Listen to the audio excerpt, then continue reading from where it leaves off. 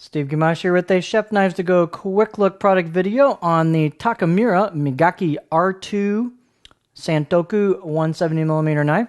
This particular line of knives that Mark has brought in, these are stellar line of knives, has a core steel of R-2 powdered metallurgy stainless steel with high wear resistance and a real nice stainless steel with long lasting edge retention.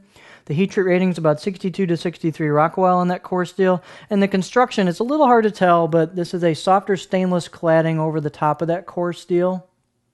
It's a fairly shiny blade, but you can kind of see the core steel showing through there. It's a little hard to pick up, but it's there. And so you've got some kanji right here. You can see that show up. And weight on this is pretty light, especially for a Western or yo-handled knife. 5.5 ounces. 144 grams. Blade length, right about 170 as advertised. Overall length, about 11.7 inches.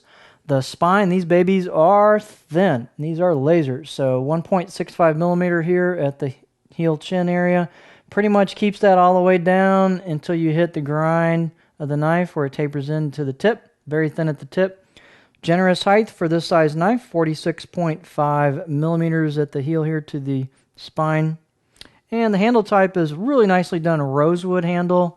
Super fit and finish all the way in. No bumps, jumps, anything. Everything's flush. They've got a partial tang on this, which I failed to mention in the other Nishiji series, but it's a partial tang which lightens up the handle and brings the balance point kind of back right about here on the knife.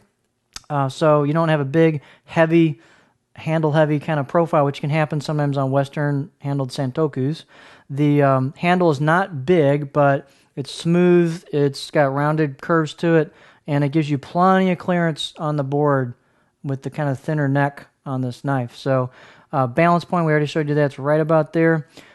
Profile on the blade is an overall flat profile that's fairly gentle all the way through. It's a good profile for a variety of tasks in the kitchen.